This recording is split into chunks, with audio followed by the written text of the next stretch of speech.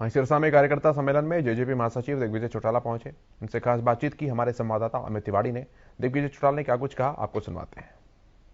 चुनावी बिसात सज चुकी है और ऐसे में आज बीजेपी, जजपा और हलोपा का संयुक्त सम्मेलन हुआ है।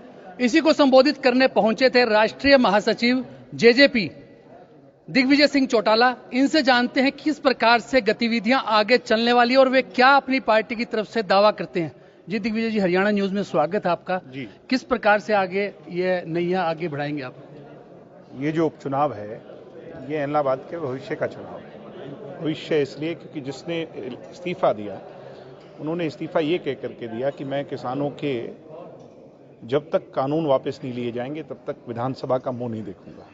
वो अपनी बात से पलट गए। अब वो ये कहते हैं कि मैं तो चुन के आऊंगा फिर इस्तीफा दे दूंगा। इसका मतलब अतिरिक्त बोझ इस इलाके के विधानसभा की जनता कब तक उठाए। इसलिए लोगों ने मन बना लिया कि हम सरकार में साझा डालना चाहते हैं और हम इस बात की गारंटी लोगों को दे रहे हैं कि यहां का प्रतिनिधि आप चुन करके भेजो।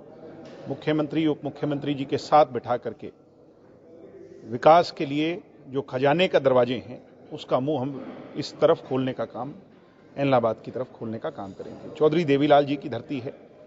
उसके बाद चौटाला साहब ने भी बहुत काम यहाँ पे किए, मगर बीच में जो ये रुकावट आई, एक सीट जिता करके इंडियन नेशनल लोकदल को आप सरकार में साझा नहीं डाल सकते। या 2024 में भी कहूं, हाइपोथेटिकली भी एक सीट वाली पार्टी आने वाले समय में सरकार नहीं बना सकती, चीफ मिनिस्टर नहीं बना सकती। आज समय यह है कि 3 साल इस सरकार में साझा डाल के विकास की गति के साथ इलाहाबाद के इलाके को आगे बढ़ाना, यहाँ के रुके हुए काम बढ़ाना और फिर 3 साल के बाद दोबारा से जो है उस विकास की गति को आगे ले जाना। ये सोच यहाँ के लोगों की है। लोग वोट डालना चाहते हैं। मजबूत उम्मीदवार की दरकार थी। गोविंद कांडा जी समाज सेवी हैं, हंसमुख चेहरा हैं, सबको साथ लेकर के चलने वाले हैं। तो लोगों ने फैसला कर लिया कि भय को दूर कर अब गोविंद को चुनना है। ये लोगों ने मन बना लिया। अभय सिंह का दावा है कि चौका और छक्का भी मारेंगे। दावा कौन नहीं करता? दावा तो पता नहीं कौन कौन करेंगे। आज हालात ये हैं कि लोगों ने मन बना लिया कि उन लोगों को जो डर, आतंक, भय, डराने धमकाने की राजनीति करते हैं उनका अब सुपड़ा साफ इस इलाके से करना है। किसान विरोध कर रहे हैं, किस प्रकार से जाएंगे? किसान विरोध कर रहे हैं, ये तो सबसे बड़ी गलत डेफिनेशन है। वे किसान विरोध कर रहे हैं, किसान नहीं विरोध कर रहे। इन दोनों पार्टियों के, इंडियन नेशनल लोकदल के और कांग्रेस पार्टी के एजेंट्स जिनके हाथ में किसानों के झंडे, अब किसान तो आप भी कैमरा छोड़ के बाहर चले जाओ, किसानों का झंडा हाथ में ले लो तो आपकी आइडेंटिटी क्या है? आपको कोई पत्रकार नहीं कहेगा, फिर किसान कहेगा। इसलिए उन लोगों को किसान कहना गलत है। किसान आज इस सरकार से खुश है।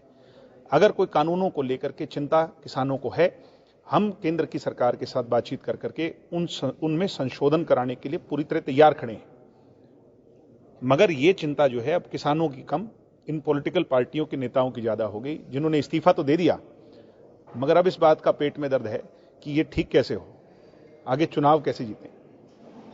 जेजेपी, एचएलपी, बीजेपी मिली हैं, त्रिवेणी बनी है, क्या उम्मीद करें लोग? निश्चित तौर पर वो तो जब तीनों पार्टियों के और तीनों पार्टियां जिसका प्रभाव क्षेत्र में हो वो तीनों एक हो जाएंगी तो ताकत दुगनी हो जाएगी। तो आप अपना रथ कैसे आगे बढ़ाएंगे? तो सारे के सारे रथ, आज कोई अकेला बढ़ाने की जरूरत नहीं, सारे एक रथ पे सवार होकर के और इलाहाबाद के अगले 20-25 दिन का जो चुनाव बचा है उसमें मेहनत करेंगे, घर घर जाएंगे, गांव-गांव जाएंगे, सब लोगों को साथ लेकर के। और इस चुनाव में मैं मानता हूं जो आज की स्थिति है उसमें 25-30 हजार से हम ये चुनाव जीतेंगे। गोविंद कांडा को उम्मीदवार बनाया, क्या कुछ खास? तो ये इलाके में सेवा करते आए लोगों की, चाहे यहाँ चैरिटेबल ट्रस्ट के तारा बाबा कुटिया के जो नाम से मशहूर है इससे हो, और लोगों की चाहे कन्याओं की शादियां हो, और जो सोशल काम में अग्रणी होगा, लोग पॉलिटिक्स में भी उसको देखना चाहते हैं। इसीलिए दोनों पार्टियों ने ये चुना है।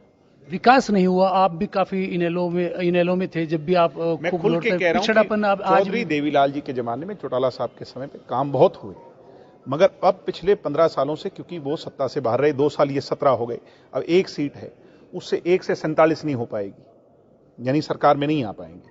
इसका मतलब 15 सालों का, 20 सालों का ये पीछे का गैप, और आगे भी कोई उम्मीद नहीं दिख रही। इसलिए लोगों ने मन बना लिया कि हम इस बार बीजेपी, जेजेपी और एचएलपी के साथ जाएंगे। Thank you. ये थे दिग्विजय चौटाला और दावा कर रहे थे कि इस बार जो है यहाँ पर त्रिवेणी बहेगी और त्रिवेणी मजबूती से मुकाबला करेगी और विकास की गंगा बहेगी। और साथ ही साथ वे दावा कर रहे हैं कि 25,000 वोटों से करीब जो है वो जीत यहां दर्ज करेगी। कैमरामैन विकास के साथ अमित तिवारी,